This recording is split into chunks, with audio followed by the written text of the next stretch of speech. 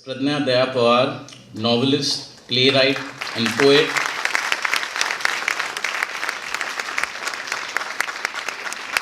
She's also someone who had returned various state conferred awards upon her in retaliation or in response to various hate crimes which have taken place in the country. Friends, first phase of voting in Gujarat is over yesterday. All eyes are set on Gujarat polls.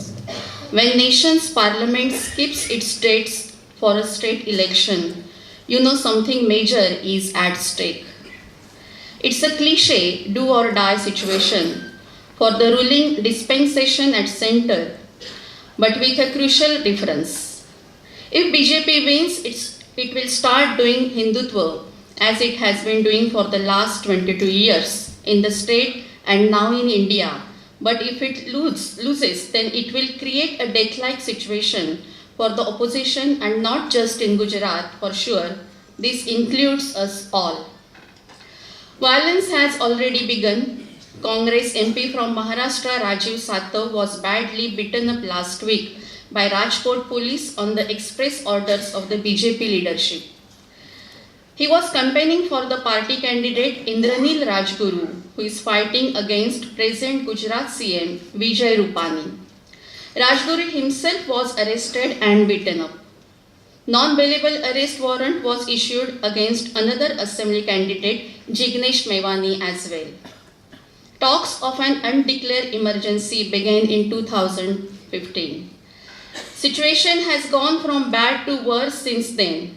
Mob violence, targeted killings, smear campaigns, and crocodile tears, we have seen it all in the last 3 years. Economy has been mauled badly right and left. Even more ruthless economic legislations are in the offing. In nutshell, we are living under a fascist regime. Maybe that is why we don't find its reflection in the mainstream media or even mainstream, that is upper caste, class sections of society. After all, these are at the helm of media affairs. And of course, these are the real beneficiaries of government largesse. Scope of Justice Loya's death, published in Monthly Caravan, did not become the headline of any major newspaper as well as any news channels, both English as well as regional, barring one or two honorable exceptions. हमारे बीच निरंजन टकले sir मौजूद है. But when its casual rebuttal came, it came from the mouth of newspaper that boasts of journalism of courage. It is a journalism of cowardice indeed. Speaking of journalism of cowardice, let me narrate one of my own recent experiences.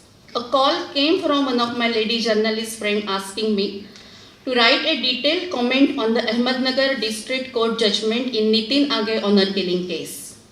17-year-old Nitin Age was killed brutally as he was in calf love with a Maratha girl. As you are aware, all the accused in the murder case were set free by the court for want of evidence. 14 eyewitnesses changed their statements during the course of the trial.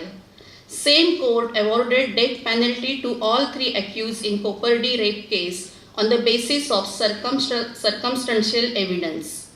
Kopardi judgment came within the week of Nitin Age judgment. The first and foremost demand of Maratha Kranti Morcha was death penalty for accused in the Kopardi rape case. So I wrote a comment comparing these 2 judgments.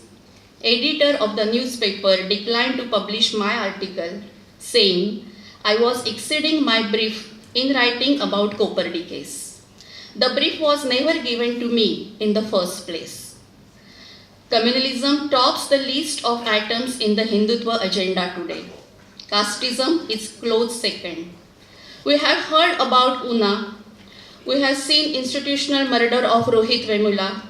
Presently is turn of Bhim Army founder Chandrasekhar Azad to bear the brunt for raising voice for Dalit rights in Uttar Pradesh, a new laboratory of Hindutva. He has been booked under National Security Act. Can you believe that price of rupees 12,000 was announced by the state police for his capture?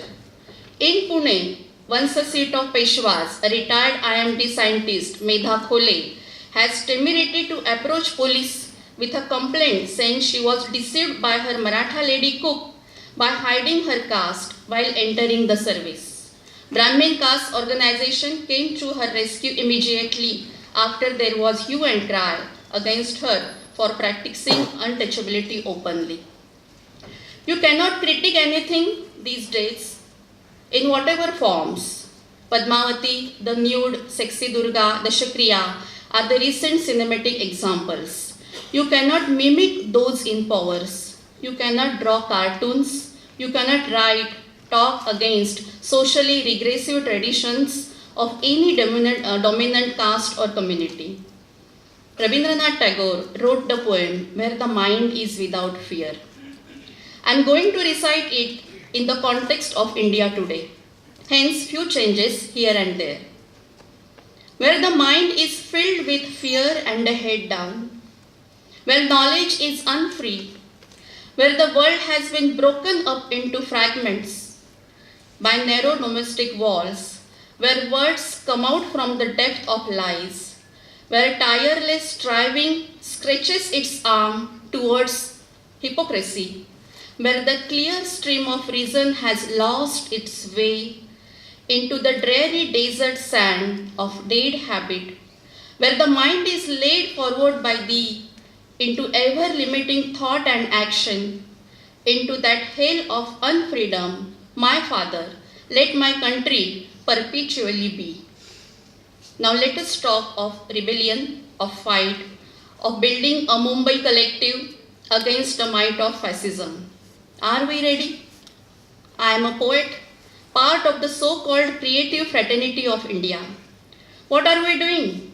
Retaining of awards by few was criticized by many writers from rightists, centrists, and even some left progressive ones. Uday Prakash, the first writer to return the Sahitya Academy Award in 2015, came up with praise for Modi soon after. One interesting thing we have seen that average age of writers who retained their award was above 70. That means young writers of India are waiting in the queue. To be prisoners of war, POWs, a new hierarchical classification that this government has come up with to make war with likes of Arundhati Roy and Sanjay Leela Bansali, dissenters of various degrees and hues. War it is. With state power on their side, it sure is a war between David and Goliath. But thankfully, David is not one. N number of Davids are rising like phoenixes. Rohit Vemula's death has not gone in vain. So is the case of martyrdom, Shahadat of Dr. Kalburgi, Comrade Govinda Pansare, Dr. Narendra Dabholkar and Gauri Lankesh. That too has not gone in vain. From Kanhaiya Kumar to Jignesh Mewani, from Shahala Rashid to Harishankar Nakshimutu of FTII to G. Ramesh of Ambedkar Periyai Study Circle, IIT Madras, students are up in arms from Srinagar to Chennai, from Hyderabad to Ahmedabad, from Banaras to Pune. What we need to do is to try to meet challenges of capitalism, casteism, communalism, and male chauvinism, both singly and collectively. For that, we will have to do some serious introspection as well that will make our side really strong and our fight will bear fruits of worldly heaven here and now. Thanks for giving me this opportunity for sharing my thoughts in presence of such an august gathering. Thank you very much.